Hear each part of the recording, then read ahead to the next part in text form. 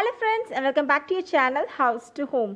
இன்னைக்கு நம்ம ரொம்பவே யம்மியான ஃப்ரூட் அண்ட் நட் கஸ்டர்ட் எப்படி பண்ணுறதுன்னு பார்க்க போகிறோம்.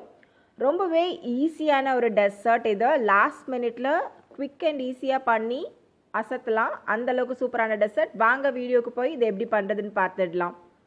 நான் ஒரு 2 டேபிள் ஸ்பூன் அளவுக்கு கஸ்டர்ட் பவுடர் எடுத்து வச்சுருக்கேன். நீங்கள் சூப்பர் மார்க்கெட்டில் ரெடிமேடாக இந்த கஸ்டர்ட் பவுடர் வாங்கிக்கலாம்.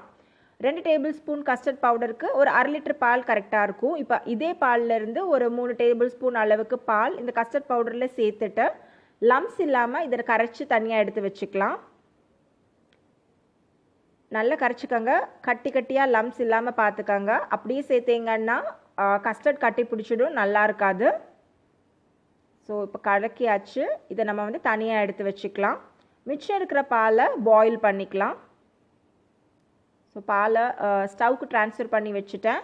இந்த பாலை நல்லா கொதிக்க விட்டுடலாம். ஒரு ஸ்பூனால் கலக்கிக்கங்க, பிகாஸ் அடி பிடிக்காமல் இருக்கட்டும். பால் நல்லா சுண்ட கொதிக்கட்டும். பால் நல்லா கொதிச்சிருச்சு. ஃப்ளேமை நல்லா சிம்மில் வச்சுட்டு நம்மளோட கஸ்டர்ட் பவுடர் மிக்ஸை இதோட நம்ம சேர்த்துக்க போகிறோம். கொஞ்சம் கொஞ்சமாக சேர்த்து கிளறி விட்டுக்கோங்க. அட் அ டைமில் மொத்தமாக சேர்த்தீங்கன்னா கட்டி பிடிக்க சான்ஸ் இருக்குது. ஸோ கொஞ்சம் கொஞ்சமாக சேர்த்து சிம்லேயே ஃப்ளேமை மெயின்டைன் பண்ணி இதை கொதிக்க விட்டுக்கலாம்.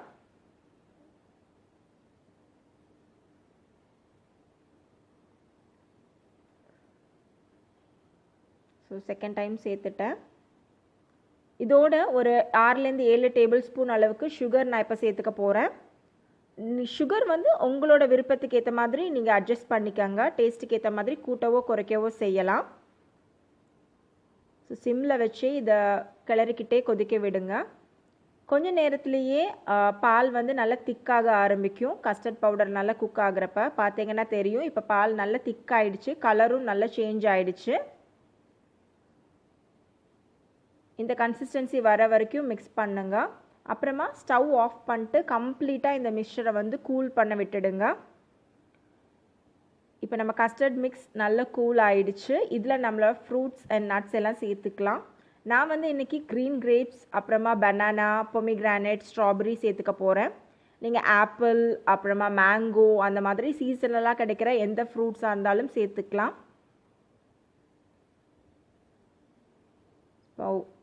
கிரேப்ஸ் எல்லாம் நான் ஹாஃபாக கட் பண்ணி சேர்த்துக்கிட்டேன். பனானாவும் அதே மாதிரி தான் சாப் பண்ணி சேர்த்துருக்குறேன்.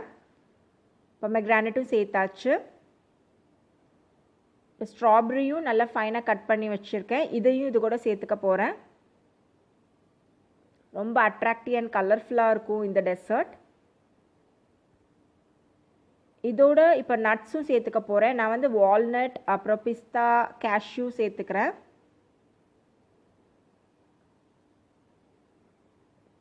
சேர்த்துட்டு நல்லா ஃபுல்லாக மிக்ஸ் பண்ணிடலாம்.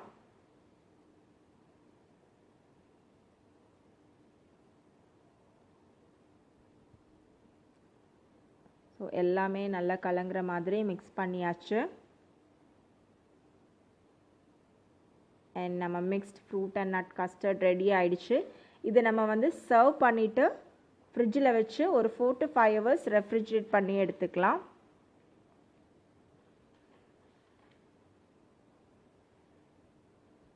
சர்விங் கிளாஸ் மேலே போட்டுட்டு அதுக்கப்புறமா அது மேலே கொஞ்சம் கார்னிஷிங்காக எக்ஸ்ட்ரா பொமிகிரானேட், அப்புறமா செர்ரி சேர்த்துக்கிறேன்.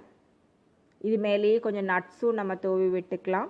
இது அப்படியே சாப்பிட்டாலும் நல்லா தான் இருக்கும். பட் சில் பண்ணி சாப்பிட்றப்ப இன்னும் நல்லா இன்ட்ரெஸ்டிங்காக இருக்கும். ஸோ ஃப்ரிட்ஜில் இது ஒரு 4 to 5 hours நம்ம வச்சு சில் பண்ணி சர்வ் பண்ணிடலாம். அவ்வளோதான், நம்ம yummy fruit and nut custard சூப்பராக ரெடி ஆகிடுச்சு. கண்டிப்பாக இந்த ரெசிபியை இந்த சம்மரில் நீங்களும் ட்ரை பண்ணி பாருங்கள். ட்ரை பண்ணிவிட்டு உங்களோட ரிவ்யூஸ், கமெண்ட்ஸ் எதுவாக இருந்தாலும் என் கூட ஷேர் பண்ணுங்கள்.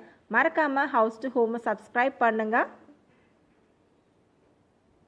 தேங்க்ஸ் ஃபார் வாட்சிங் ஹவுஸ் டு ஹோம்.